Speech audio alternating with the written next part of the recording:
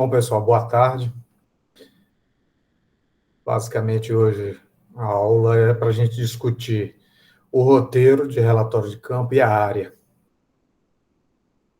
Então, começando aqui já, vou compartilhar minha tela com vocês. Qualquer coisa, vocês me chamem a atenção aí, principalmente a Isabela aí, que é meu braço direito.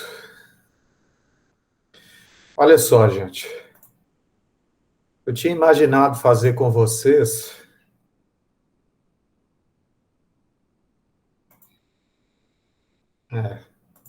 Para rir, nem para rir, é para chorar, né? Não devia dar tanta manota assim, não, mas eu dou, infelizmente.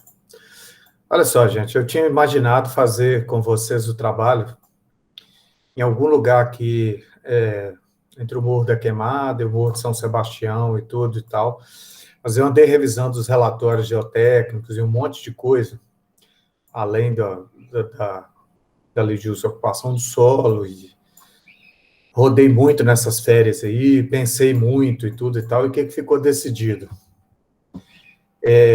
Já tem uma ZEIS programada para acontecer aqui ao longo desse trecho aqui para Mariana, ao longo desse eixo para Mariana. Então, aqui, essa parte que vocês estão vendo aqui, que está marcada, que vai ser a área que nós vamos utilizar, está marcado como ZEPAM. Mas é uma área que tem muita parte aproveitável, tá? E é um exercício bom. Lá de cá, já colado aqui no Padre Farias, é mais complicado, talvez alguma coisa aqui. Aqui é um morraço, uma declividade extremamente inclinada, mas do lado de cá dá para ser feliz. Então, entre o Padre Faria, né, Piedade do outro lado e Taquaral aqui, né, que seria essa área. Então, dá para a gente mexer, principalmente nesse núcleo duro aqui do lado de lá do córrego, do rio. E então, é aqui que a gente vai trabalhar. Não temos no AutoCAD as curvas de nível preparadas aqui. Eu vou ter que lançar elas aqui, eu estou lançando. A gente só tem de 10 em 10, de 5 em 5 metros, na verdade, né? 10 em 10, de 5 em 5. Mas dá para lançar, como está aqui do lado de cá, né? Dá para lançar de 2 em 2 metros. Então, na hora que eu lançar aqui, eu já vou lançar nem de 2 em 2, já vou lançar de 1 em 1. Vai ficar bem pertinho aqui, porque, né, as declividades são baixas, mas vocês dão para ver aqui que nessa parte aqui, ó, dá para a gente fazer muita coisa. Então, dá para a gente tirar aqui dá para a gente tirar uma APP aqui boa, dá para a gente continuar com isso aqui como uma área verde enorme do nosso troço, dá para a gente fazer, né, talvez alguma ocupação aqui numa barra aqui, trazendo essa área verde até o lado do córrego, tá? Do Ribeirão do Funil. A verdade é que nesse trecho aqui dele, eu não sei que nome que ele tem, mas ele... Oi, quem falou? Alguém falou alguma coisa, gente? Acho que foi sem querer, professor. Aí eu achei que alguém estava entrando em desespero já. É um susto. Bom, ele dá mais possibilidades, é isso que eu quero dizer, tá? Ele dá bem mais possibilidades para a gente. Eu tenho umas fotos dessa área que eu já tirei, bem da ponta dessa oficina aqui, ó, para lá e para cá. Essa é uma oficina mecânica aqui, tem uma marmoraria aqui na frente e tal. E vai dar samba, né? Essa parte aqui é uma parte boa. Esse terreno como um todo aqui tem cerca de 260 mil metros quadrados, com um córrego no meio, né? Ribeirão do Funil, faz a curva aqui, continua aqui. Tem esse corguinho aqui, que eu não tenho no levantamento AutoCAD o nome dele, E aí fica um para casa aí para vocês que são de Ouro Preto aqui descobrir se isso aqui é só uma drenagem ou se isso aqui é um corguinho com nome. Pode ser só que seja só uma drenagem, tá? Não importa. A gente vai ter que fazer um buffer aqui, tirando pelo menos 30 metros de cada lado e propondo aqui uma grande área verde aqui, com uma ocupação talvez no fundo aqui, com uma rua que venha, um cul-de-sac talvez aqui, e dê para a gente fazer uma ocupação de casinhas e tudo e tal, e o grosso dessas coisas aqui vai dar samba. A gente pode fazer uma praça aqui descendo, né, uma rua descendo em diagonal, de repente, e algumas ruas derivando, né, uma praça central, alguma coisa dessa natureza aqui vai dar para a gente fazer. Que o que eu tinha imaginado, na verdade, era essa bacia aqui, tá? Entre o São João aqui, o Morro de São Sebastião, o Morro da Queimada aqui, porque já tinha alguma coisa, a gente podia, de repente, tirar aqui uma APP, mas isso aqui é muito íngreme. Vamos deixar para uma outra. Fica um pouquinho mais complicado para a gente fazer o exercício. Eu acho que a gente perde um pouco o foco. Isso aqui é mais complexo, a gente teria que descaracterizar, já tem um escorregamento aqui, isso é antigo, né? Uma cicatriz aqui de um recalque de terreno, tem uma mega drenagem aqui no meio, aqui, que deve dar problema para todas essas casas aqui, isso aqui deve ser um angu de caroço. Seria interessante, talvez, aqui, que a gente podia fazer predinho nessa vertente que não dá para ver lá do centro, né? Casinhas geminadas do lado de cá, conectar isso aqui por cima, né? Mas aqui tem uma cicatriz enorme, né? Tem uma subsidência aqui. Tá todo mundo entendendo o que eu estou falando, tá? São termos que vocês estão familiarizados, né? Essa altura do campeonato, ou tem alguém que não está entendendo?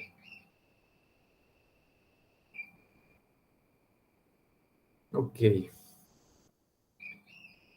Então, tem essa cicatriz enorme aqui, né, de uma subsidência, tem essa drenagem no meio. Eventualmente, isso aqui poderia, até se fosse o caso, né, com um trabalho aqui de contenção das vias especificamente, segurar um pouco mais essa encosta aqui, diminuir o problema para esse pessoal aqui. Mas é um troço um pouco mais complexo. Tem essa área aqui também, mas essa é uma área onde tem muito afloramento rochoso. Então, né, se a gente for pegar aqui não só o de declividade, né? Eu vou caçar aqui o mapa de risco aqui também. Quem fez a disciplina comigo aí no semestre passado já tem acesso a esse, mas eu já botei dessa para vocês lá agora. Inclusive, ia perguntar se alguém tinha acessado o Moodle lá e já tinha dado uma olhada lá nos mapeamentos, nas coisas todas que eu coloquei lá para vocês. Todo mundo já olhou lá, já viu o roteiro da caderneta de campo, já viu os mapeamentos, ou não? Eu ainda não, professor. Vou olhar aqui agora. Pois é, tá tudo, todos esses que estão aqui, que vocês estão vendo na minha tela aqui, ó, declividade, perigo, risco, suscetibilidade, uso, ocupação, geológico, hipsométrico, tá tudo lá, tá? Então, deixa eu abrir o mapa de risco aqui, foi o que eu tinha olhado. Então, o que acontece, né?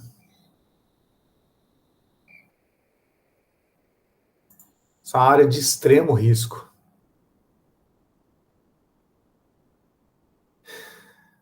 É isso aqui, ó.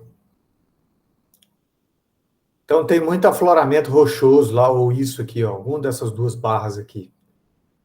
Tem uns afloramentos rochosos meio esquisitos por lá. E bem complicado. Bem complicado mesmo.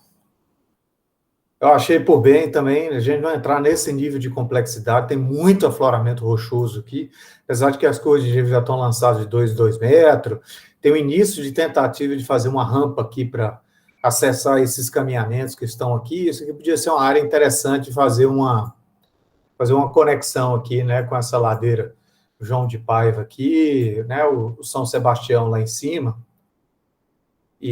mas além de ter uma declividade muito forte também, isso aqui é uma zona de risco, né? Uma zona de perigo muito grande. A mesma coisa que eu falei para o outro serve lá também. De repente, se fizesse trabalho de contenção dessa rampa aqui, né, de fundação das vias, né, que a gente fosse desenhar aqui, até melhoraria, né, para o caso aqui. Tem um posto de gasolina, tem um posto de bombeiro, tem um monte de coisa aqui embaixo. Aqui. Mas todas as duas áreas aqui são passíveis, né, mas teria que fazer um trabalho muito complexo, a gente teria que se preocupar muito com essa questão. Eu acho que foge um pouco foge um pouco o nosso foco. Então, acho que essa área aqui dá mais samba, com toda certeza. Já vai ser problemático o suficiente, porque a gente vai ter que descer com a rua em diagonal aqui em algum lugar, de repente descer ela triangularmente aqui em diagonal assim, o cul-de-sac com a praça, descendo diagonal para o outro lado, e de repente subir aqui, fazer um cul-de-sac, subir para encontrar, então dá uns desenhos urbanos aqui interessantes que a gente pode se divertir bastante aqui com isso. Eu acho que essa área aqui é mais interessante para a gente fazer, tá? Alguma dúvida, gente, com relação a que área que é essa que eu estou falando aqui? Não.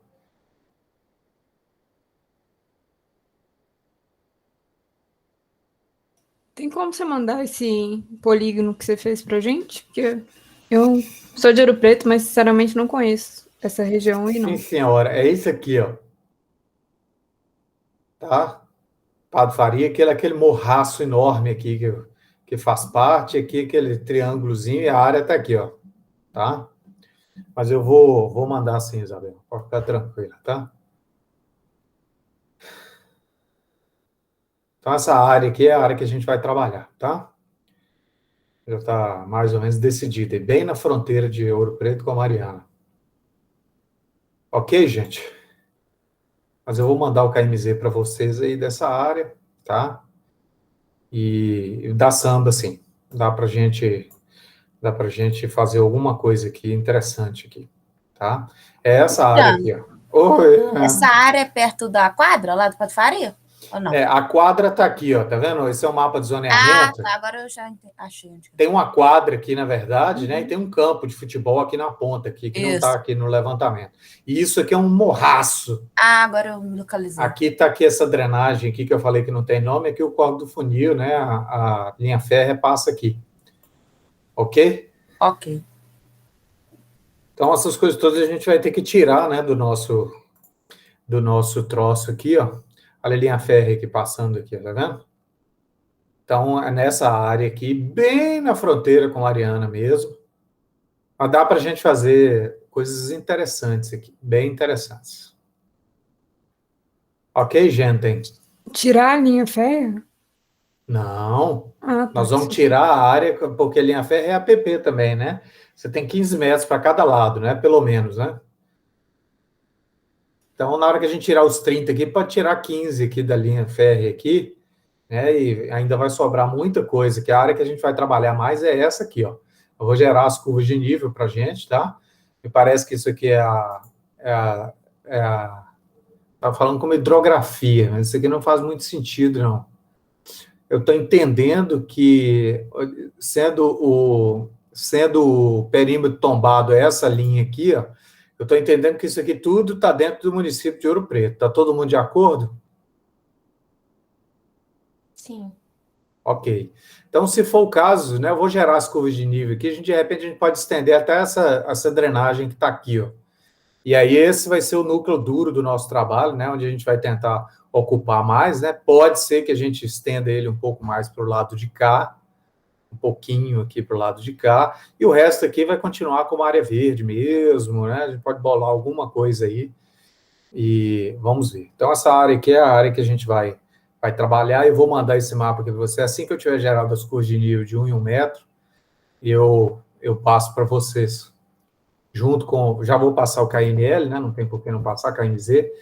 E então a área no mapa de zoneamento seria essa aqui, até essa drenagem aqui, né? Eu vou estender ela um pouquinho até a drenagem aqui, e vai pegar essa parte toda aqui, até a outra encosta lá do Pablo Faria, para a gente trabalhar com a área maior e aprender a fazer quadro de áreas também. Então vai ter área remanescente, vai ter área verde, vai ter um monte de coisa, a gente vai ter toda a metragem quadrada disso aí.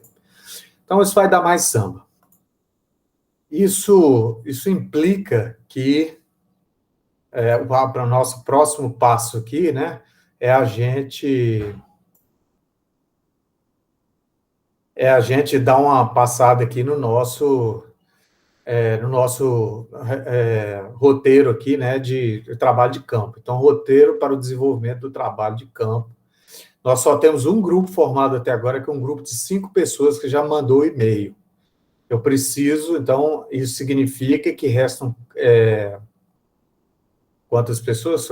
14, então seriam 3, mais um grupo de 5, né? Eu estou meio confuso, são 19, 4 vezes 4, 16, 2 grupos de 5 e 2 de 4, não é isso? Ou 3 de 5 e 1 de 4, alguma coisa assim. Bom, não importa. O trabalho no máximo em grupo de 5 pessoas, de 4 ou 5 pessoas, eu preciso dessa constituição, eu só tenho um até agora que me mandaram o e-mail. Então, por favor, o resto do pessoal aí se divida aí, tá? E manda para mim aí quem são os grupos, tá?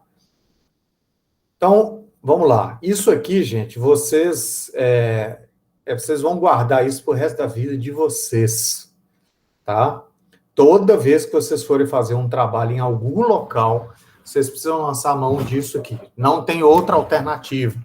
Tem que fazer visita de campo, tiradas as devidas, né, proporções e ressalvas por conta desse período de pandemia que a gente está vivendo aí. Não existe, isso é pressuposto básico, não existe você fazer um trabalho sem você ir a campo, tá?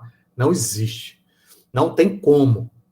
Então, a bem do período e a bem do exercício, isso e aquilo, está se abrindo uma exceção muito especial, mas assim, muito especial, muito específica mesmo, tá? E por isso trabalho em grupo e tudo e tal, mas mesmo assim, as pessoas que estão em Ouro Preto, fazem parte de alguns dos grupos, por favor, tirem um tempinho, tem que ir lá. Então, a própria Isabela já falou, eu estou meio confusa, eu sou de Ouro Preto, mas essa área me foge.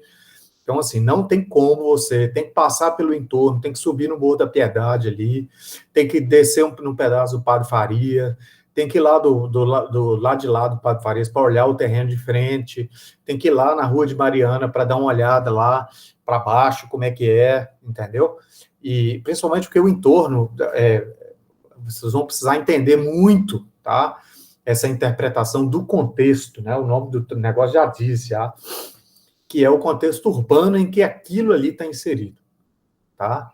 Então, está ali próximo da fronteira com Mariana, entre o Taquaral, Piedade e Padre Farias, basicamente, tá? As margens ali da Rua Mariana, né? E aí vocês vão seguir esse roteiro todas as vezes que vocês forem fazer qualquer tipo de intervenção urbana. Então, uma pesquisa estruturada, né, com dois momentos, né, digamos assim. Um é uma coleta de dados, né, então é uma pesquisa em que você vai pegar dados primários e secundários para você se instrumentalizar.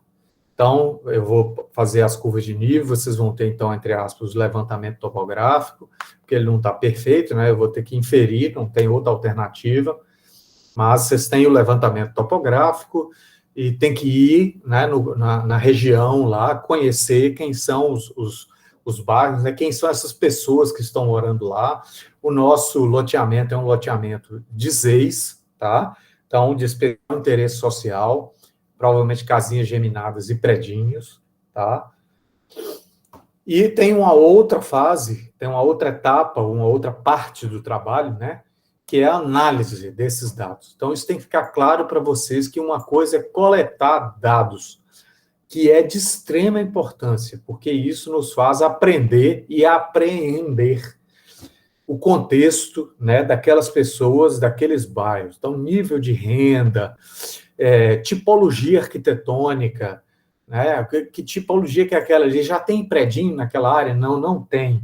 Só tem casa praticamente geminada. Então, as casas são coladinhas umas nas outras, na medida que você sobe o morro, essa tipologia muda um pouquinho, continua casa de 1 e 2 pavimentos, como tipologia arquitetônica, me parece de baixa renda, algumas de média baixa para baixa renda, então você teria 2 níveis ali, média baixa e baixa renda, com materiais de baixa qualidade, acabamento de baixa qualidade, então essa parte da imagem, da paisagem que você tem ali.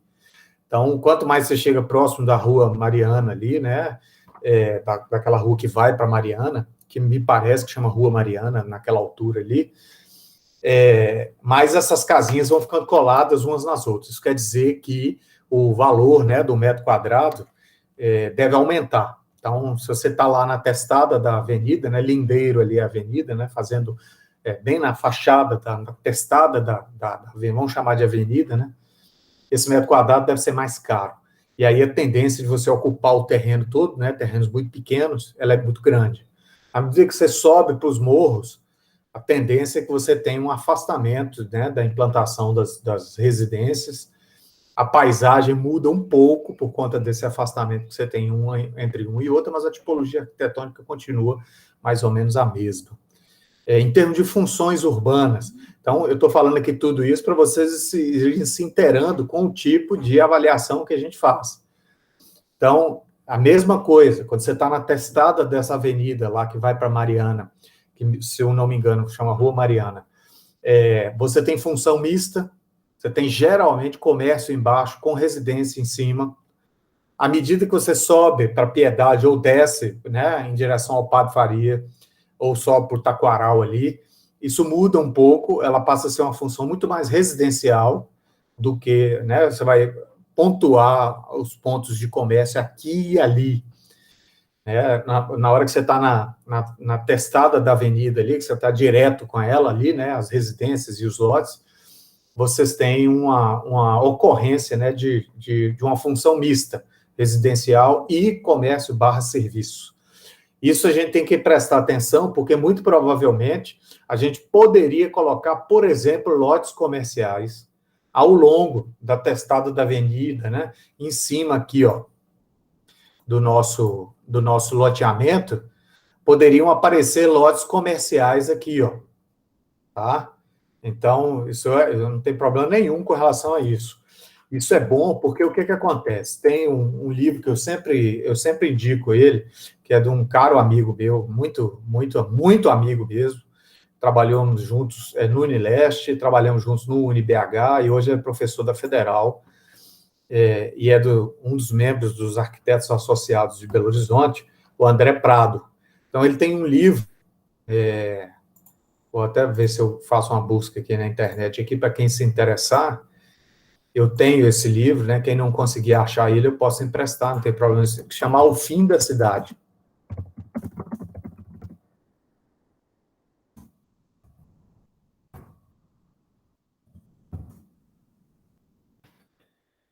É esse livro aqui, ó.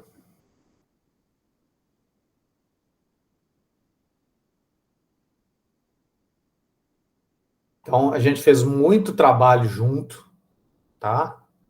E esse livro dele é muito interessante.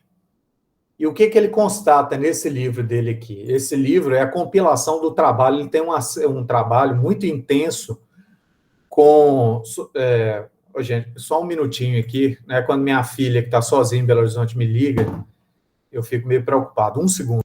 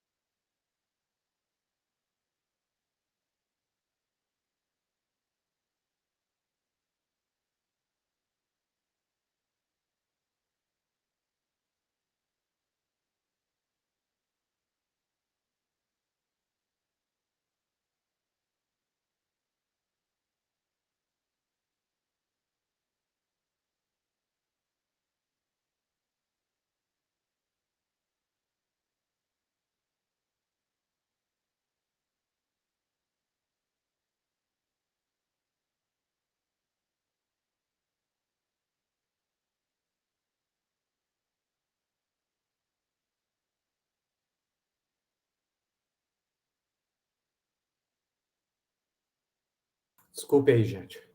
Está resolvido. Bom, então, essa questão das funções urbanas, né? E eu estava falando do trabalho do André. Então, o que acontece? O trabalho dele é uma compilação de tudo que ele fez até agora sobre condomínios de baixa renda na periferia de Belo Horizonte. Isso é que é o interessante, né, do trabalho que ele fez. Então, o que vai acontecer? Ele vai chegar à conclusão de que os problemas maiores que a gente achava que era ambiental, né, na sua gênese, né, digamos assim, ele não é ambiental, na verdade. Ele é um problema de que a gente chama de heteronomia, que é o contrário de autonomia, tá? As pessoas ficam muito dependentes de comércio e serviço, porque não tem comércio e serviço, assim, né, na interface direta com esses condomínios, tá? Então, as pessoas ficam largadas lá. Então, os problemas ambientais e de infraestrutura, na maior parte deles, estão resolvidos. O problema maior, efetivamente, é as pessoas não terem acesso à rede de comércio e serviço. E aí elas realmente ficam uma condição, né, muito complicada. Tá? Todo mundo entendeu isso, mais ou menos, o que eu quis dizer aí?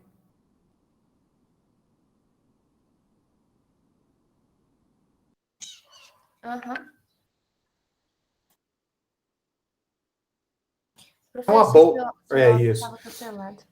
Isso é uma boa, no final das contas, porque você cria esse grau de autonomia maior. Então, se você faz uma linha ali, né, de lotes comerciais, né, que podem já ser ocupados por algum tipo de comércio, isso pode ser bom, porque aí você desce o grau de heteronomia das pessoas. Então, essas pessoas, né, têm condição de rapidamente, né, fazer isso aí, tá? Acessar essa ilhazinha, vamos colocar assim, né, de comércio e serviço, tá? Então, isso pode ser uma boa, pode ser bastante interessante. Então, voltando aqui, como descrever, né, essas coisas aí, é isso que vocês têm que olhar. Então, aspectos físicos e ambientais, infraestrutura urbana, uso e ocupação do solo, tá? Como que esse solo é ocupado. Então, já de cara aqui, a gente já falou um pouco sobre os 3 itens aqui. Infraestrutura urbana, a gente teria que acessar a prefeitura e acessar a concessionária, no caso, que é a Sanioro, para saber exatamente o que a gente tem lá. Mas dá para a gente saber pelo Street View e dá para a gente inferir um monte de coisa olhando aqui, né? Principalmente se tem drenagem, se tem isso, se tem aquilo, né? Então, fica mais fácil da gente saber isso aí. Só um minutinho de novo, por favor.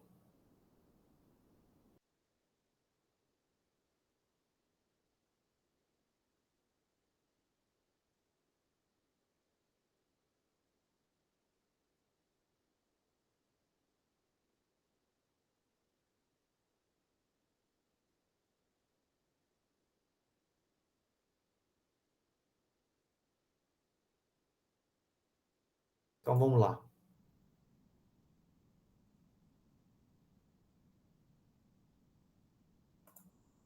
Então, vejam só, esses são os 3 eixos que vocês vão procurar saber, né? Infraestrutura dá para a gente inferir, aspectos físico-ambientais, todas essas informações que eu já passei para você, ela é para vocês de mapeamento, né? Eu vou passar as fotografias, a própria visita de campo, isso é que a gente tem que ver aqui. Então, eu vou passar para vocês também, né, um relatório, né? Eu não sei se já está lá no Moodle, estou sem lembrar aqui, se eu já coloquei um relatório, né, descrevendo a questão, deixa eu ver aqui, geológica e geomorfológica, é um arquivo em PDF aqui. Eu ver se está junto com o mapeamento aqui. Mapeamento, mapa, artigo 1, artigo 2. Análise geológica sucinta. Então, o que é isso aqui? Ó? Isso aqui está interpretação geológica sucinta da mancha urbana de Ouro Preto. Então, aqui vocês podem ter vários tipos de informação sobre que tipo de constituição pedológica e geológica que tem em cada um, né, dos bairros de Ouro Preto. Então, se vocês forem ver aqui, ó, Queimada, Santana, Taquaral, Piedade, está tudo aqui, ó, com formação geológica extremamente diversificada. Então, rocha sedimentar, supergrupo Minas, ou supergrupo Rio das Velhas. Formação Cauê, Gandarela, que é dolomito, itabirito, filito dolomítico, é algum tipo de filito. Então, tem umas partes mais frágeis, tá? E tem umas partes mais consolidadas. Então, basicamente, é óbvio que isso aqui não tá no detalhe, né? Mas, basicamente, aqui tem uma descrição, né, do tipo de questão geológica que a gente tem lá. Então, a gente já pode, só de olhar, a gente já pode inferir que as cavas dessa drenagem aqui, mesmo que ela não tenha nome, assim como nesse ponto aqui do Ribeirão do Funil, a gente pode classificar isso aqui como cavas encaixadas, tá? Isso quer dizer o quê? Isso quer dizer que tem áreas com alta declividade, aqui é quase um terraço, tá? Ele não está muito dissecado, mas ele tem uma geomorfologia de anfiteatro, desculpe, não é terraço, de anfiteatro, né? Não está muito dissecado, mas um anfiteatro mais ou menos consolidado, essa parte aqui. Esses anfiteatros aqui, terminando numa drenagem, você pode saber que é planície fluvial, a não ser nesse pequeno trecho aqui. A planície fluvial dele é quase inexistente, então uma cava encaixada com planícies fluviais quase inexistentes. Você sai da cava, que já é encaixada, e praticamente você já pega, né, o anfiteatro com declividades altas, tá?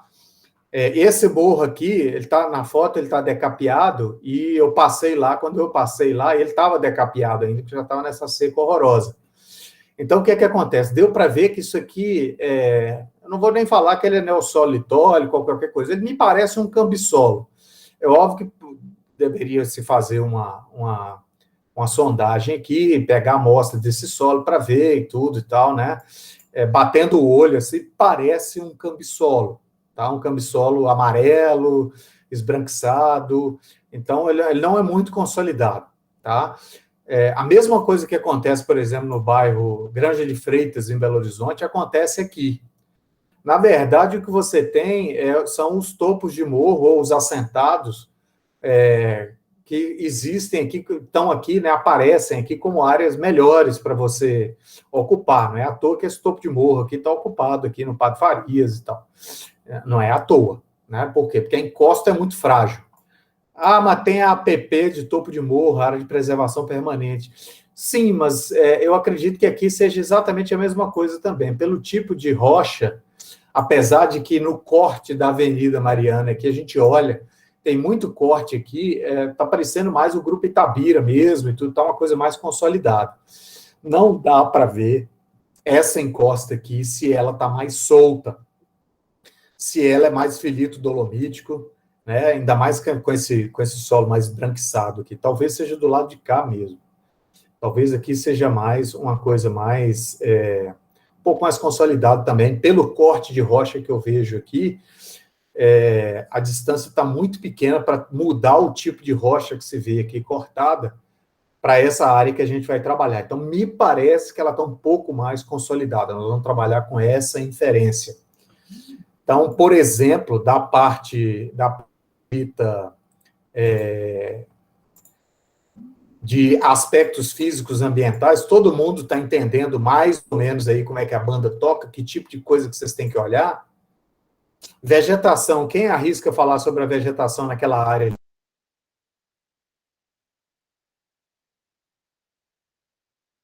Parece a vegetação natural do ambiente, professor. Alguns lugares tiveram escorregamentos ali, que parece que tem algum solo mais novo, mas eu diria que a maioria... o Gianluca que falou, né? Isso. Olha só, Gianluca, aí a gente precisa de uma visão um pouco mais alargada, né? Do ponto de vista geológico brasileiro, ou do estado de Minas Gerais, mas o brasileiro mesmo, o que a gente tem?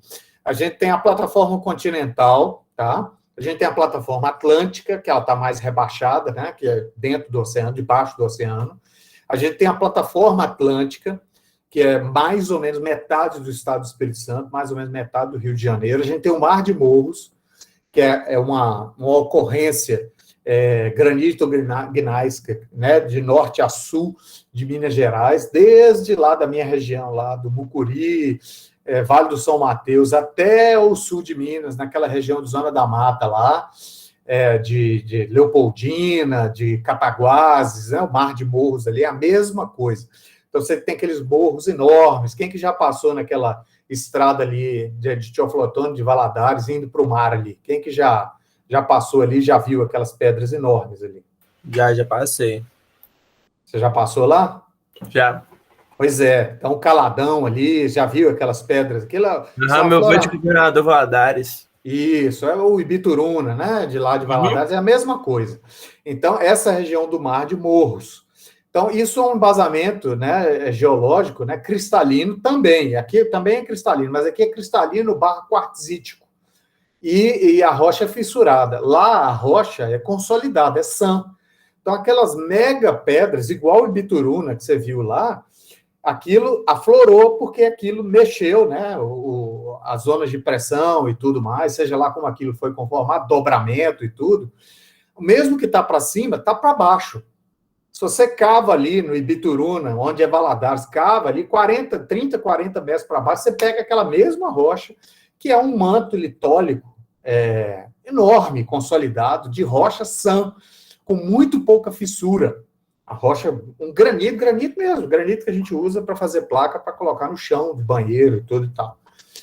Não é o caso aqui. Por quê? Porque a gente já saiu desse Mar de Morros, que é essa faixa de norte a sul, desde o Mucuri até essa faixa entre o Juiz de Fora e Cataguases, Leopoldina ali, e aí a gente entra numa outra zona de transição, aonde o quadrilátero ferrífero está inserido, junto com Belo Horizonte, com Ouro Preto, com Itabira, Itabirito, Diaba 4, que é uma zona de transição para o Planalto Central brasileiro, que é a zona de Cerrado, que começa lá para os lados, indo para Montes Claros, né? Corinto, Curvelo, Montes Claros, e começa a você ter aquelas feições de colinas e dolinas e tudo, e aquilo vai se transformando em planalto. E aí, lá para o meio do Brasil, né? Unaí, Paracatu, Goiás, já virou o Planalto Central brasileiro. Então, nós estamos inseridos aqui, junto com o Belo Horizonte, numa zona chamada zona de transição geológica. O próprio quadrilátero ferrífero, ele é uma zona de transição geológica, assim, profunda, digamos assim. Nós estamos inseridos dentro do quadrilátero ferrífero. Então, todo tipo de geologia a gente vai ter aqui. Se você tem todo tipo de geologia, uma geologia que muda muito, vai mudar a sua pedologia também. Porque o que gera solo? Intemperismo junto com constituição litológica. Todo mundo está acompanhando o que eu estou falando aqui? Todo mundo está dando conta de acompanhar? Quando eu falo de pedogênese? Sim, a gente teve geologia. Então tá ótimo. Então não tem, com certeza, não tem segredo para ninguém aqui. Eu posso continuar? Pode continuar. Ninguém está completamente perdido, não, né? Eu tô fazendo geologia agora, mas eu fazia metalurgia antes, peguei uma parte dessas paradas aí. Uma parte dessas paradas aí. Karine, tá conseguindo acompanhar, Karine? Tô sim, professor. Então tá. Então, o que acontece? Quando se fala de pedogênese, gênese de solo, ele tem a ver com duas questões, intemperismo, tá? Sobre a constituição litológica. Então, quando você tem uma diversidade muito grande de litologia, por exemplo, se você está ali no Morro de São Sebastião, aqueles afloramentos rochosos e tal, com certeza aquilo a gente pode classificar como neossolo litólico. Talos e tudo, está tudo solto ali, inconsolidado, muito pedregulho e tudo, está um solo muito pobre. Aquela encosta do Padre Faria, eu bati o olho nela, desci, inclusive, num pedaço lá para olhar, peguei, me parece um cambissolo amarelo, esbranquiçado, ou amarelo, alguma coisa dessa natureza, que é um solo muito mais frágil do que qualquer latossolo vermelho e amarelo e tudo e tal. Na nossa área, eu não consegui fazer isso, mas me parece que seja mais ou menos um cambissolo também. Aí, o que isso tem a ver com vegetação, que foi a nossa coisa que a gente falou aqui? Ora, numa região de transição geológica, pedológica, climatológica, como é a nossa, é óbvio que a vegetação vai ser muito doida. Então, se você desce lá perto da cava do rio, você tem ocorrências de espécies de mata atlântica, que seria uma mata subcaducifólia, uma mata, né, uma mata de galeria, digamos assim. Ocorrências. Belo Horizonte, isso é maior. Você tem efetivamente consolidada, né, nas cavas dos rios e planícies fluviais, você tem a Mata Atlântica, tá? É típica de Mata Atlântica. Aqui você tem ocorrências. O resto é cerrado. Cerrado de altitude, a vegetação, tá? Terrenos frágeis, ou neossolos litólicos, né, ou cambissolos inconsolidados, ou qualquer coisa dessa natureza. E aí é óbvio que quando você muda o solo, e a sua litologia é essa, você tem um tipo de regime hidrológico, você tem um tipo de dinâmica hidráulica naquilo ali, né? Tenho certeza que vocês sabem também do que eu estou falando, vocês já tiveram aula com a Aline sobre isso, e isso incide na questão da vegetação. Então, é muito difícil você encontrar vegetação de Mata Atlântica, ocorrência de Mata Atlântica, nas encostas. Você vai ter essa ocorrência na cava do rio lá embaixo. E qual que é o tipo de cava que a gente tem? Típico também, né, desse tipo de litologia ou geologia e pedologia também. Como eu falei, cavas encaixadas, né, do córrego, bem encaixada, né, escavada, né, bem íngreme, escavada, bem encaixada, e planícies pluviais quase inexistentes. Então, com certeza é uma vegetação de cerrado e cerrado de altitude. Todo mundo entendeu o que eu estou falando e a correlação, desde a geologia lá até o suporte florístico em cima?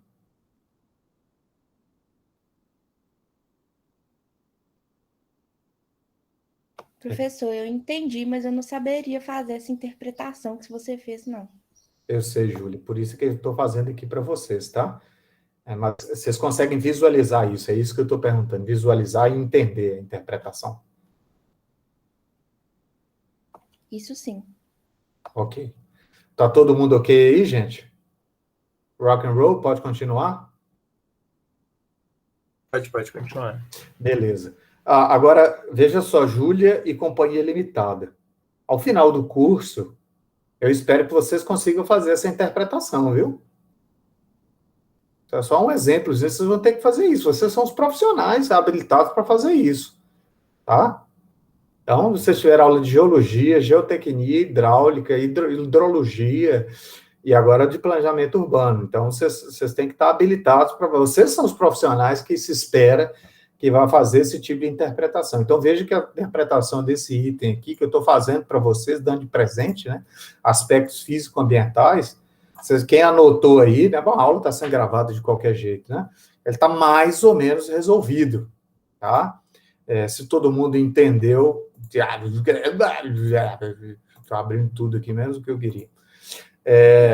Todo mundo está entendendo o que eu estou falando, tá bom? Então, esses aspectos físico-ambientais, vocês pelo menos já entenderam a dinâmica, como é que é, e o tipo, né, a estrutura de interpretação e a metodologia de interpretação que deve ser utilizada. Quando vocês forem lá nos estudos de impacto de vizinhança, o estudo de impacto ambiental que tiver lá, análise do meio biótico, fauna e flora. Então, vocês têm que fazer isso, tem que partir do meio físico. Primeiro, vocês vão fazer a análise do meio físico, fazer toda essa análise que eu falei com vocês aqui. Vocês devem ser capazes de fazer isso, ir lá na área, olhar, ver os cortes de rocha, ver o tipo de solo e tudo tal, fazer essa descrição e, a partir disso, né, olhar para a vegetação e ver, não precisa saber o nome da espécie em latim, mas você bate o olho na vegetação, você vai ser o cerrado de altitude, árvores menores, pequenas, retorcidas, né, alguns ipês aqui e ali, tudo e tal. Então, espécies típicas, né, de cerrado de altitude. E solos pobres, né, solos inconsolidados e solos pobres. Então, isso quer dizer que o suporte florístico ele é mais fraco, ele tem níveis tróficos menos desenvolvidos. Portanto, o suporte faunístico também, mesmo quando original, deveria ser também um suporte faunístico mais pobre também, tá? Então, eventualmente, no original, você poderia ter, né, um mamífero topo da cadeia alimentar, por exemplo, como uma onça aqui, tudo e tal, mas com territórios muito grandes, né? Não deveria ter uma população de onça muito, que é o topo da cadeia alimentar brasileiro, né, natural, assim, né, das espécies naturais, não devia ter muita onça por metro quadrado aqui. E agora, com a ocupação antrópica, aí que você tem menos fauna ainda, né? A região ainda está lá intocada, ainda uma gleba ainda que não foi parcelada, né? Uma gleba indivisa, mas mesmo assim você não corre o risco de você vou descer aqui o morro até encontrar a linha férrea ou o córrego do funil. Se despreocupe que você não vai dar de cara com uma onça, né? Com certeza que não. Você vai dar de cara com fauna antropizada já. Pode ser que um ou outro mamífero desavisado, né, um pouco mais desenvolvido, esteja ali, mas uma onça com certeza não. Então vocês veem que uma coisa leva a outra. Você parte da interpretação do meio físico até você chegar no suporte faunístico possível daquela região. Certamente muita ave, certamente, né, roedores e por aí vai, né? Agora, mamíferos superiores vai ser difícil encontrar ali, tá bom? Então, a infraestrutura urbana, como é que eu vou fazer isso? Vai inferir essas coisas com as informações que vocês têm. Se eu estou na rua ali e estou vendo que tem boca de lobo, tem algum tipo de drenagem. Se as pessoas estão morando ali, muito provavelmente deve ter água, abastecimento de água tratada. Esgotamento sanitário. Deus é quem sabe como é que o esgotamento sanitário está sendo resolvido naquela barra ocupada ali do Taquaral, Granja de Freitas e outras coisas. Deus é quem sabe, tá? E o uso e ocupação é aquilo que a gente falou para vocês, como é que isso está sendo usado, tanto do ponto de vista da paisagem urbana, quanto do ponto de vista das funções também, tá? Isso é natural, isso é uma coisa dinâmica de toda a cidade. Aonde você tem os maiores corredores de mobilidade, certamente as ocorrências da função comércio e serviço vão se voltar para esses corredores de mobilidade. Quanto menores, né, os corredores de mobilidade, quanto mais baixo o nível da hierarquia de mobilidade, então você sai desde ligações regionais para as vias arteriais, para as vias coletoras, para vias locais e vias quase que, né, específicas de acesso aqui ou ali, não faz muito sentido. Né? O comércio sabe disso melhor do que qualquer planejador urbano. Ele não vai abrir uma padaria numa via local, lá no fundo do bairro. Ele vai ter pouco público. O cara que abrir uma padaria lá na rua Mariana, né, lá em cima, na avenida que vai para Mariana, esse vai sobreviver. Isso o comércio sabe melhor do que a gente. Tá? Então, um pouco da metodologia de como é que a gente vai desenvolver esse trabalho.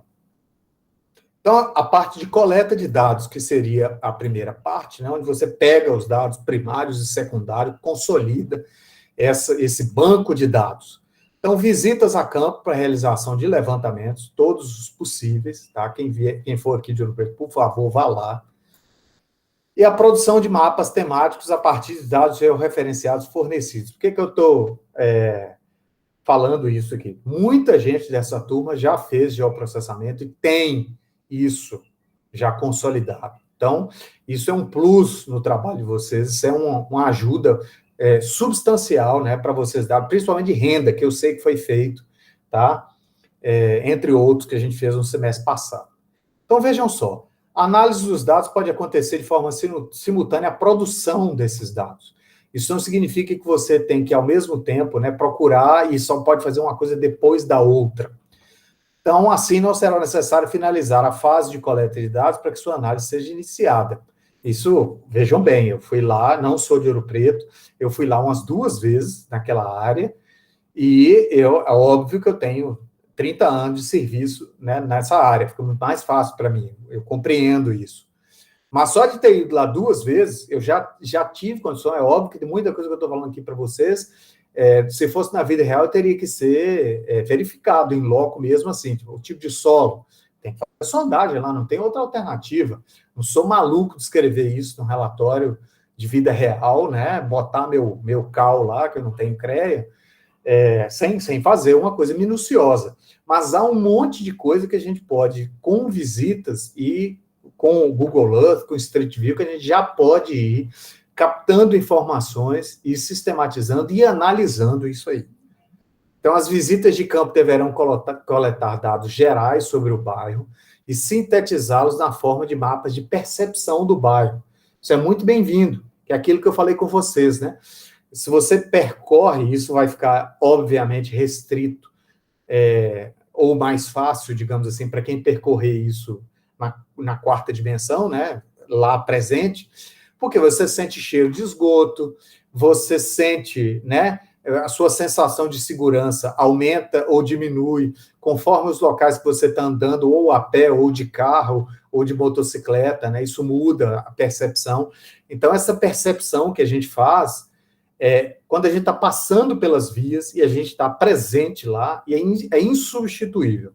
Dá para fazer isso com o Street View, dá para você ter uma ideia, mas há certos aspectos de percepção que fogem à imagem só, tá? Então, dado, né, vamos abrir exceções e flexibilizar a coisa que estamos nesse período de pandemia, mas não fosse assim, estivéssemos todos nós aqui em Ouro Preto, era obrigatório, inclusive, a gente faria um trabalho de campo conjunto, eu com vocês, para a gente percorrer.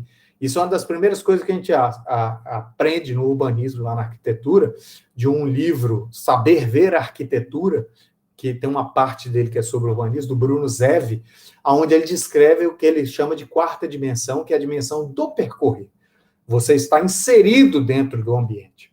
Então, tem os cheiros, tem o sol, né, o calor na moleira, principalmente alguém careca como eu, que não tem proteção natural do couro cabeludo, você vai ver se está arborizado ou não desse jeito.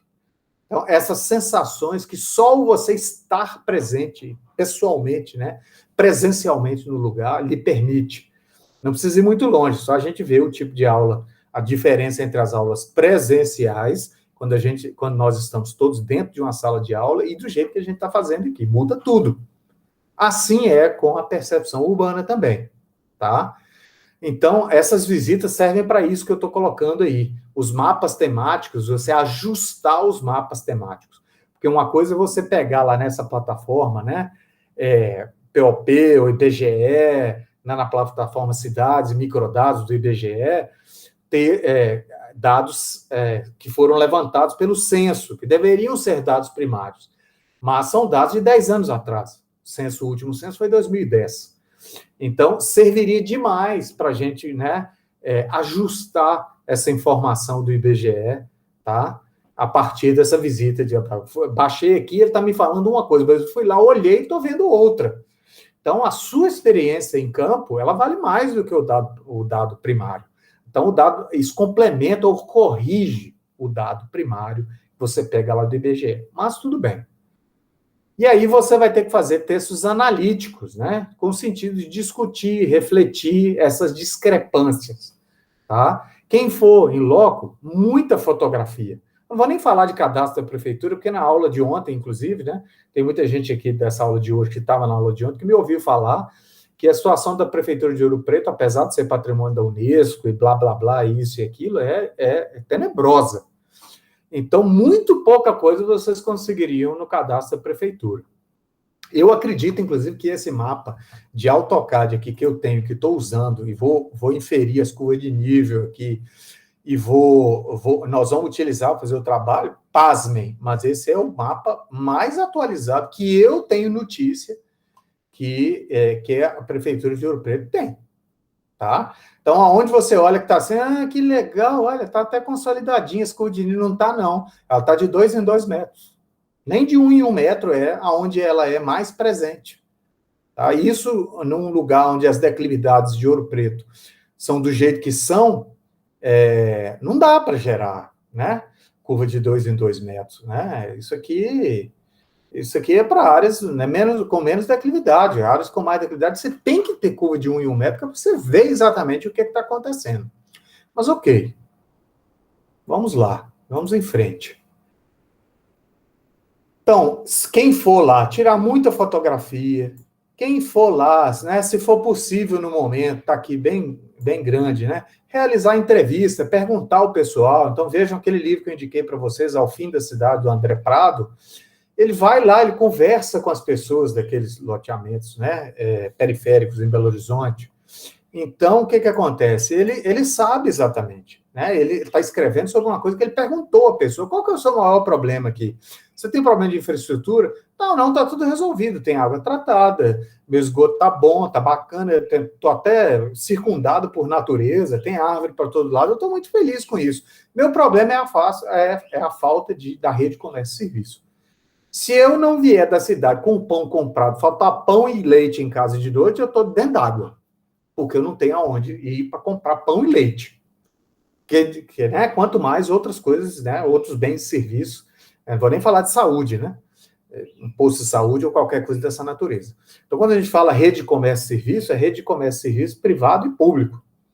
Então, como diz o livro lá do André, o problema maior desse pessoal, né, que já é consequência do Minha Casa Minha Dívida, é ser jogado cada vez para mais longe do centro, sem você levar a rede de comércio e serviço junto com ele, tá? Então, conversar com as pessoas faz vocês perceberem essas coisas que só quem mora ali é que sabe, tá? Então, um conselho aqui, né, dividir em frentes de trabalho, né? Então, quem que sabe mais fazer mapa, interpretar mapa, quem consegue ir lá na área, fotografar e olhar e fazer o levantamento em loco, quem escreve melhor, fazer a consolidação e estruturação do texto. Então, o grupo é para isso, tá? Então, a estrutura do trabalho, conjunto de informações gerado, né, pelo grupo, deve ser estruturado segundo o que está aí. Introdução, uma introdução básica, então, apresentação do trabalho geral, descrição da metodologia, o que é o seu objeto de estudo, o que é essa área de estudo, onde é que ela está localizada, né, qual é o entorno, em que bairro ela está localizada, a situação geográfica dela, próximo da fronteira com Mariana, né, nas vertentes do Córrego do Funil, extremante com os bairros Taquaral, Morro da Piedade, Padre Faria, blá, blá, blá, introdução para você explicar, né, para qualquer um que pegue ali o seu trabalho entenda, você explicar a metodologia, né, qual que é a metodologia? A metodologia envolveu ir a campo, fazer compilação de dados secundários e primários no IBGE, nisso e naquilo, e análises, né, sobre isso aí. Então, aspectos físico-ambientais, a gente já falou muito sobre isso, né? Tudo aquilo que eu falei para vocês está mais ou menos dentro do que está aqui colocado. Veja que está tudo aqui. Relevo, hidrologia, geologia, microclima, por aí vai. Infraestrutura urbana, sistema viário. Então, mapas de hierarquização viária oficial, que provavelmente não vai ter, mas a gente sabe, por exemplo, né? Que aí a gente teria uma derivação funcional, uma descrição funcional. A prefeitura não diz exatamente que aquela avenida ali que vai até Mariana é uma avenida de ligação regional, que não é. A avenida de ligação regional é BR 356, mas ela é pelo menos uma avenida arterial importantíssima, intermunicipal.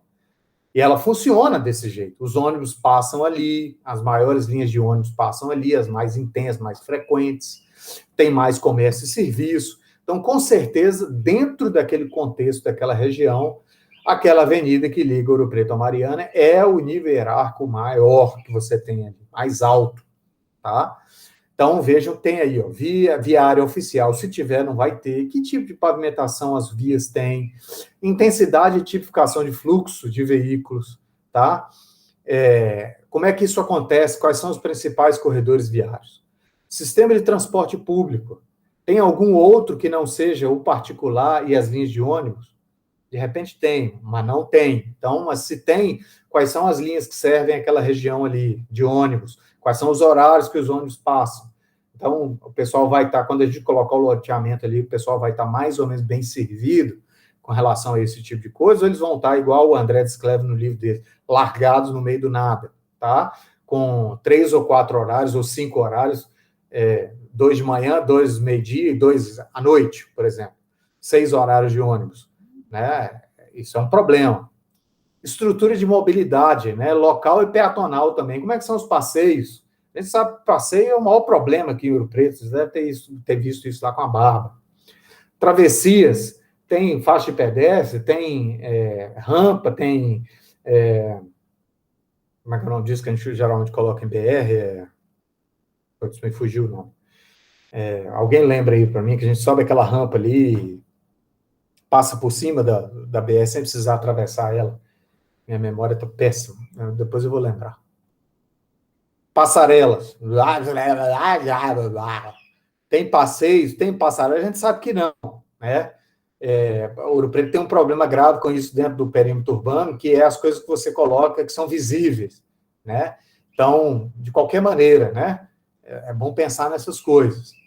Então, redes de infraestrutura sobrepostas aos sistemas viários. Será que a gente tem acesso a isso? É lógico que não. Em Belo Horizonte é muito mais fácil. Você entra no site da Prodabel, tem tudo lá. Tem mapa de água, de abastecimento de água, drenagem, energia, telefonia e tudo e tal. Então, isso tudo a gente teria que, se fosse o caso, a gente teria que criar, né? Não é o caso, a gente vai só falar isso, né, dentro aquela questão do urbanismo do possível, né? Iluminação pública, pelo menos. Então, com certeza tem iluminação naquela grande avenida, mas o entorno, como é que ele está? Mal iluminado, bem iluminado? Como é que é essa história? E outras coisas, né, também não sobrepostas às vias, que, né, não estão nas vias, que seria as infraestruturas, né, como eu coloquei, água, esgoto, drenagem, energia, telefonia, que acompanham as vias. Então, outras coisas que não estão acompanhando as vias. Tem contenção de encosta naquela região ali, em algum lugar, ou na área que a gente está trabalhando? Está na margem de córrego? Tá. Que córrego é esse? Né? Como é que é essa encosta? Tem alguma coisa sendo trabalhada ali? Tem algum projeto de vegetação? Tem algum projeto de contenção de encosta? Esse tipo de coisa. 4. Uso e ocupação. Lei de uso e ocupação e o zoneamento urbano. Então, já botei lá para vocês, está disponível, tem que olhar, isso está inserido dentro de uma ZEPAM. Então, a gente tem que descaracterizar a ZEPAM, me parece bastante interessante fazer isso. Já tem uma ocupação em volta, tem uma área que dá para parcelar, que dá para fazer isso, ela está razoavelmente bem ligada, porque pode parecer assim, mas ela está na periferia da mancha urbana de Ouro Preto. Sim, mas ela está conectada direto com o centro de Ouro Preto também, por uma via só. Então, isso é uma vantagem, tá? Então, olhar isso na lei de uso e ocupação do solo, né? Qual que é o tipo de zoneamento, e se a gente está descaracterizando ela como ZEPAM, qual que é o tipo de zoneamento que seria interessante? A gente já está propondo, ZEIS 2. Então, né? O que é ZEIS 1 diferente da ZEIS 2? ZEIS 1 ela já está ocupada por baixa renda e você precisa fazer melhorias, né, e projetos de melhorias urbanas. ZEIS 2 é uma área que não está ocupada, que você está reservando ela para virar uma zona de especial interesse social, que é o caso aqui especificamente agora. Então, dados socioeconômicos da população local, pegar isso lá no microdados do IBGE. Densidade urbana, então habitantes por hectares ou habitantes por quilômetro quadrado.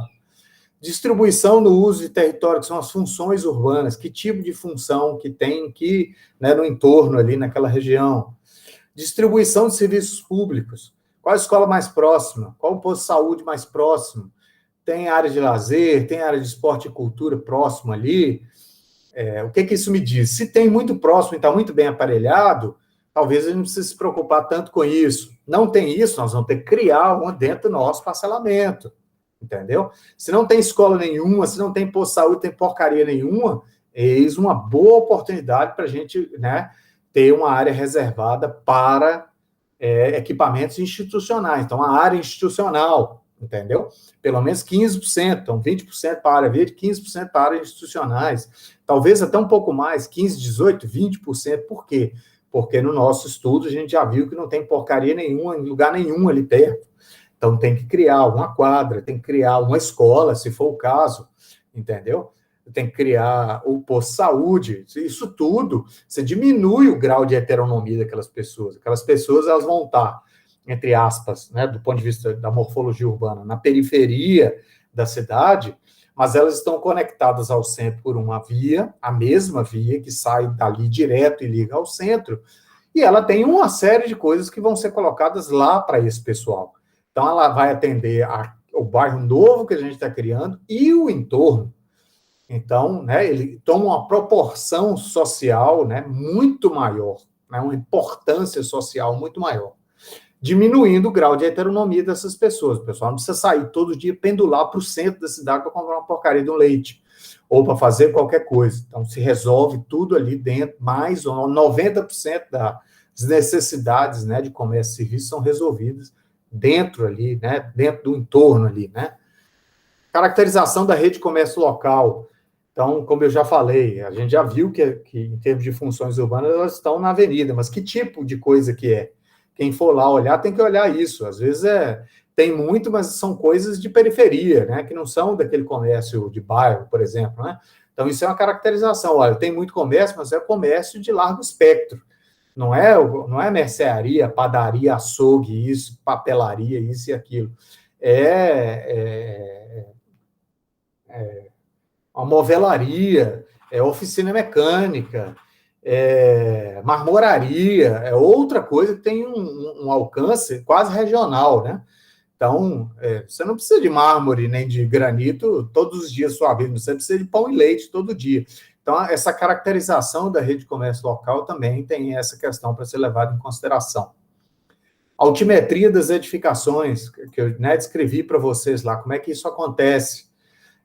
Predominantemente de 1, 2 pavimentos, não tem predinho por ali, a não ser o predinho autoconstruído também. Você vai chegar lá, vai ter uma casa que está no encosta, tem 2 pavimentos para baixo, 2 para cima. Quando você olha da avenida, parece um predinho de 4 pavimentos, mas na verdade, né, quase uma casa, né, que tem 2 pavimentos para baixo, 2 para cima. Então, caracterizar isso aí. Geralmente, lá em Belo Horizonte, o que a gente fazia era assim, algumas categorias. Não vai chegar nem nisso aqui.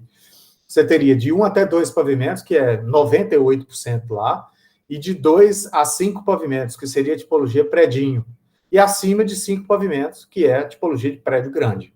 Isso já é suficiente, ou não ocupado, que aí é 0, não tem pavimento nenhum. Então, essas 4 categorias matam o problema, né, de altimetria de edificações.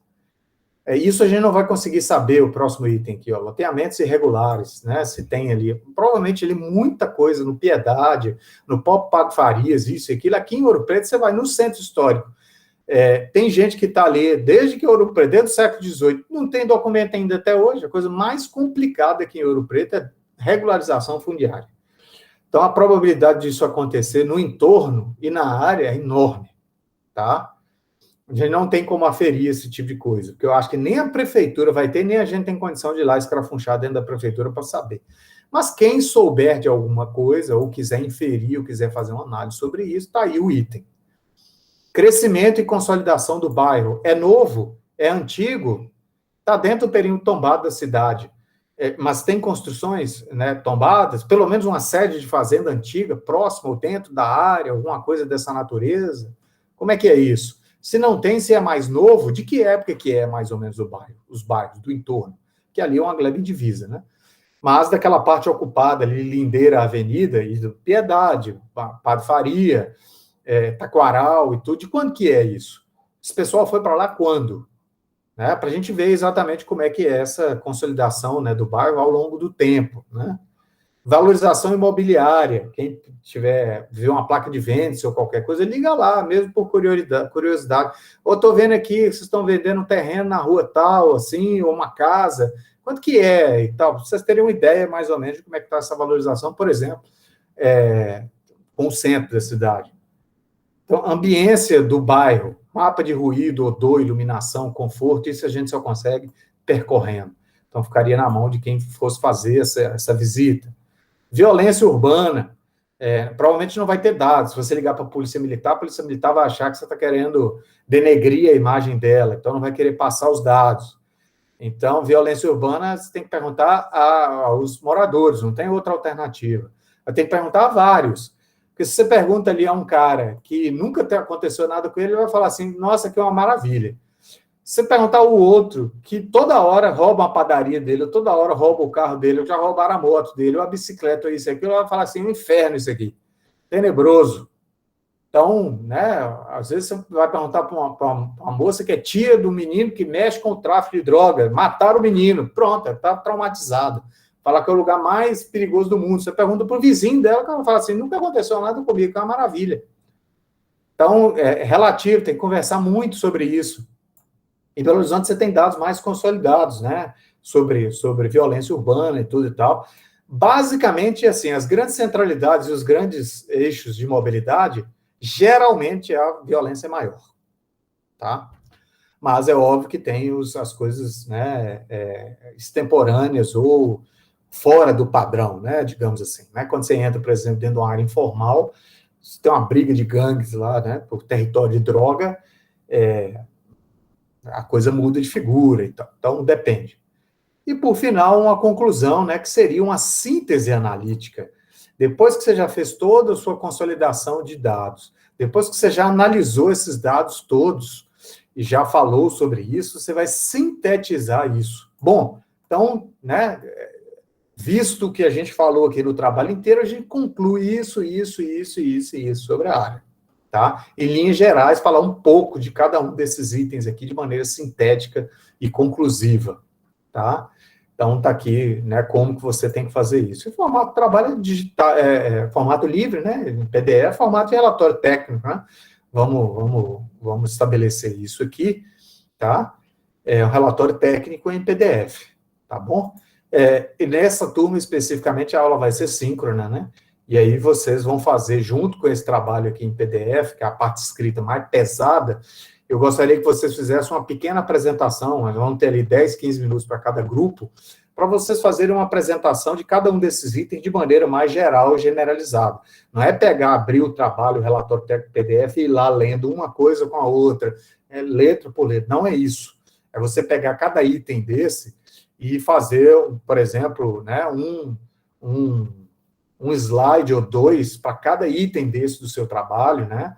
E mostrar isso numa apresentação ali de 8, 10 slides, ali, 12 slides no máximo, tá? Entre você introduzir, localizar, classificar, né, descrever a área e chegar até a conclusão do seu trabalho. Não mais do que isso. Todo mundo entendeu?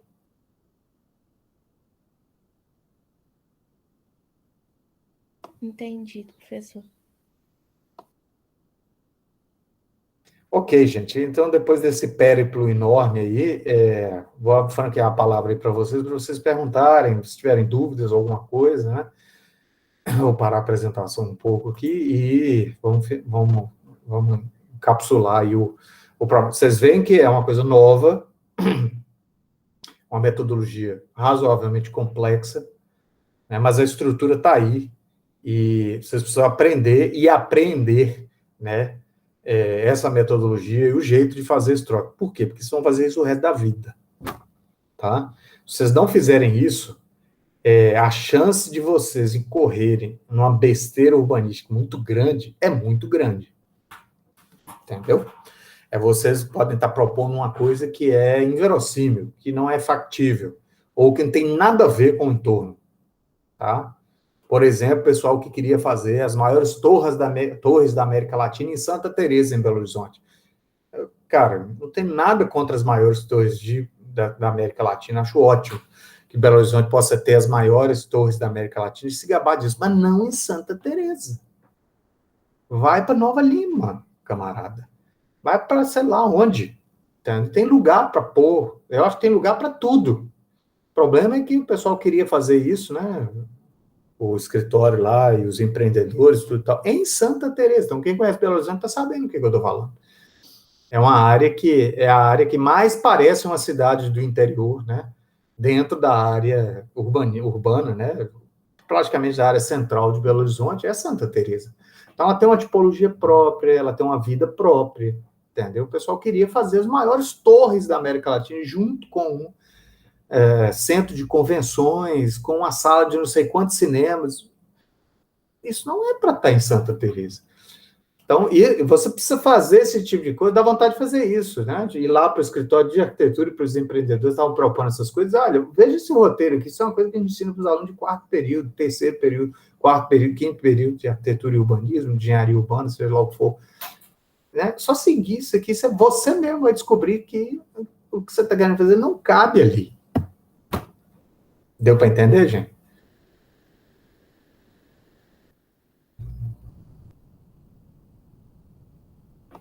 Deu sim, professor. Ok. Ô, Cristiano, alguma dessas aulas assíncronas aí serão, tipo assim, pra gente fazer o campo lá, no seu horário de aula? Sim, isso mesmo. Beleza. É para isso mesmo. O que mais, gente? Alguém tem alguma dúvida com relação ao roteiro, ou com relação à metodologia, ou com relação ao que a gente discutiu hoje aqui?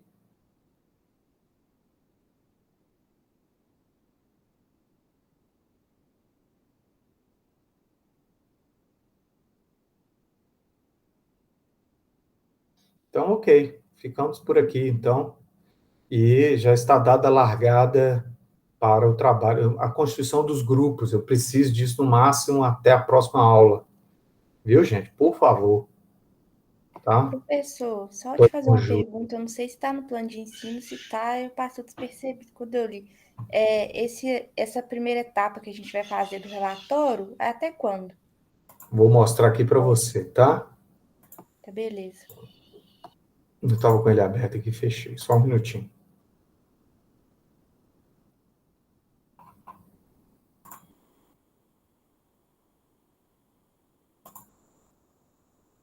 É mais ou menos um mês, tá? Tá, joia. Aqui, ó. Vou apresentar para vocês aqui, antes de a gente finalizar. Porque aí fica claro, né? Eu apresentei na terça-feira, mas a gente apresenta de novo, não tem problema nenhum. É aqui para ser apresentado mesmo, né? O plano de ensino é para isso. De ir lá e olhar. Olha aqui, Júlia.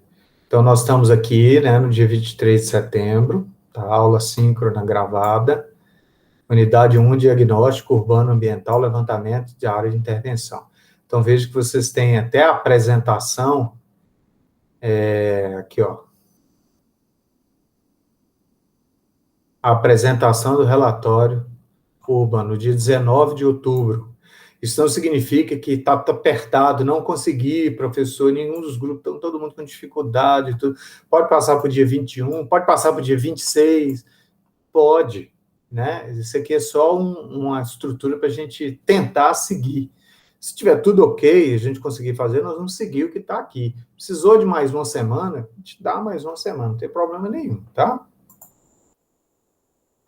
Beleza. E à medida que a gente for fazendo, pode, tipo, te mandar Não, mas é para a gente discutir aqui nas aulas síncronas.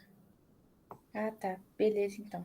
É para me incomodar. Eu sei que vocês estão fazendo isso pela primeira vez. Eu faço isso há 30 anos, mas vocês estão fazendo pela primeira vez. Eu sei o quanto que é complexo. Faz muito tempo, mas eu me lembro da época que eu era aluno ainda. Olha, eu tinha até cabelo. E eu lembro naquela época não tinha geoprocessamento, não tinha porcaria nenhuma. Os dados eram todos dados, como é que faz dado primário? Você vai na área e vai na prefeitura pegar isso, ou não tem site, não tem nada para você fazer. Então é um saco. Agora é tudo maravilhoso, é tudo diversão, tudo bacana, mas eu vou estar aqui, segurando a mãozinha de vocês, ok? Ok. Beleza, então. Mais alguma dúvida, gente? Alguma pergunta? Vocês querem saber?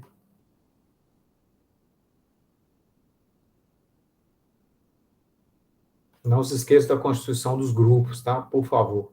Até a próxima aula. Então tá bom. Ficamos assim.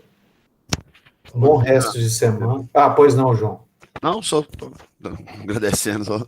Ah, então tá bom. Gente, ó, vocês já viram que vocês podem perguntar qualquer coisa, de qualquer área que vocês quiserem, do planejamento urbano e regional.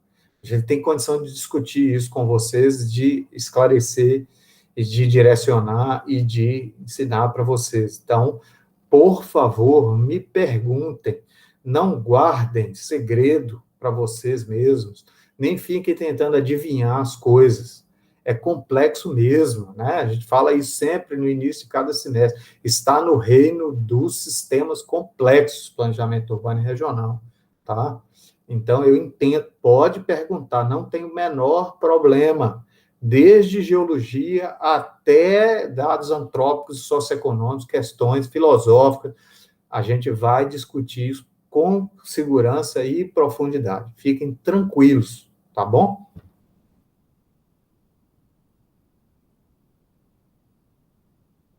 Beleza. Rock and roll. Até mais. Falou, Cristiano. Até Falou, mais. Obrigada, tchau, tchau. Tchau. Obrigada, Cristiano. Nada. Nada, Karine.